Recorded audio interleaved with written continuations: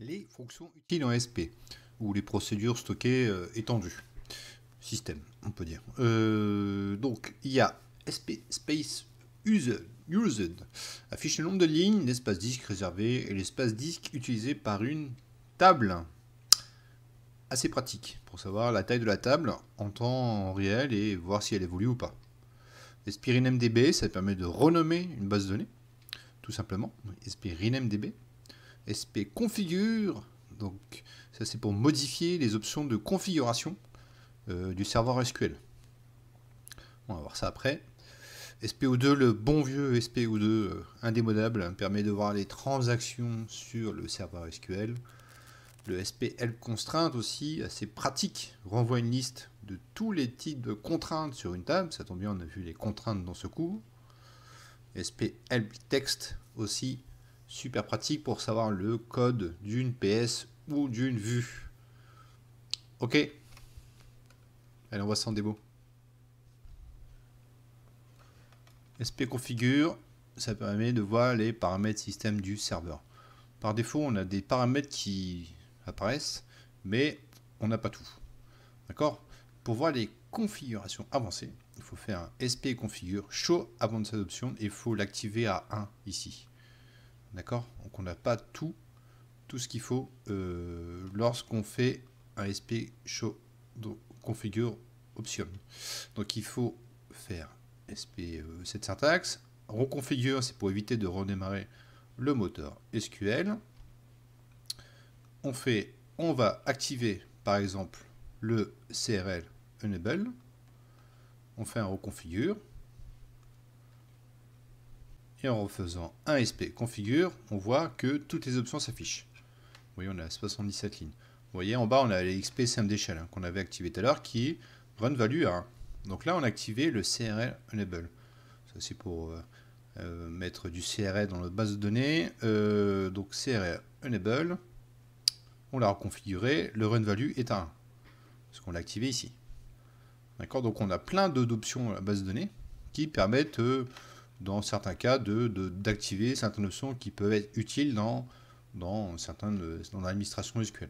Là, j'ai activé XPCMD Shell tout à l'heure parce que j'en avais besoin.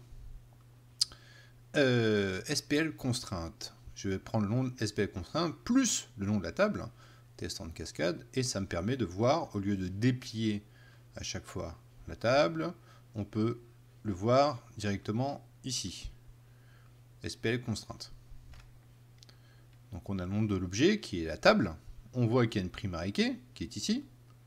D'accord? Et on peut voir aussi sur quelle table elle est référencée. Donc ça peut être très pratique, voir sur quelle foreign key dépend la primary key. D'accord? Ça permet de chercher à chaque fois, de scripter la primary key, voir où elle est, voir sur quel FK elle dépend. Là, on peut, via juste cette petite commande SPL constrainte, voir sur quelle table elle est référencée. D'accord? SPL text. Je crée une vue, create view test, hein, select from client, truc très simple.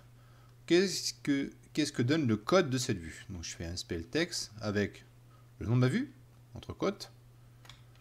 Et là on voit create view as select from client. Donc on peut assez simplement observer le code du client, le code de la vue, en faisant juste un SPL text. Ça marche aussi sur les procédures stockées. D'accord? SP renamedb. SP renamedb, j'ai ma BDD 2 ici. Je pourrais faire aussi modifier. Hein. Je pourrais la renommer, pardon.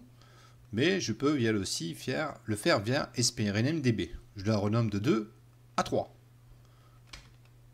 La BDD 3 a été définie. Je fais un refresh sur mes bases de données. On voit que ça a été renommé à 3. OK? SP space used. SP space used, c'est là je mets le nom de la table qui est client. Je veux savoir combien de tables, combien il y a de lignes aussi, ça permet de savoir le nombre de lignes, combien de places prend ma table client sur ma base de données. Donc j'ai le nombre de lignes, j'ai le nombre de kilos qui est réservé, le nombre de data, combien d'index prend cette table et quel la part qui n'est pas définie sur cette table en fait. Il y a unused 56K. D'accord? Donc c'est assez pratique aussi pour savoir très rapidement combien en volume prend cette table. SPO2, le bon vieux SPO2, on ne le refera jamais. Ça me prend toutes les tâches qu'il y a actives sur le serveur SQL. Donc on a une colonne login qui est très pratique, le hostname, le nom du serveur où est lancée cette commande, sur quelle base de données, est-ce qu'elle envoie une commande, est-ce qu'elle dort, est-ce qu'elle est active, comment ça prend en CPU, etc. etc. D'accord. Il faut savoir que en dessous des processus 50, en dessous de 50, ce sont des processus système. Donc il ne faut pas en tenir rigueur. Si on veut voir vraiment les tâches actives, on peut faire un SPO2 et on rajoute la syntaxe active derrière. Active, vous voyez que j'ai un renable ici. Voilà. Avec un login name qui est le mien, Microsoft et hostname, mon poste. D'accord. SPO2 active. Aujourd'hui, il y a pas mal de dérivés de SPO2. Hein. Ça y est, c'est moins en moins utilisé. Il y a SPO3 qui est téléchargeable sur Internet. Il y a aussi pas mal de requêtes sur les DMView systèmes qui permettent de voir les requêtes en cours sur un serveur SQL. D'accord. Donc si vous n'avez perdu vos scripts, vous pouvez faire un SPO2 active aussi qui est très, très pertinent. Et là, vous savez à l'instant T qu'est-ce qui se passe sur un serveur SQL. Vous pouvez voir aussi s'il y a un lock. Hein. Vous voyez ici.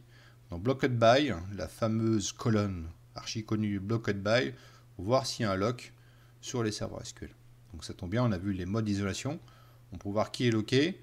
On aura le numéro du speed ici et on pourra voir pourquoi ça lock et tout. D'accord. Donc mémorisez bien ces procédures stockées étendues. Ça, elles sont quand même super importantes et ça peut vous simplifier énormément les tâches sur certaines tâches récurrentes ou voire des problèmes en prod. Ok, allez, section suivante.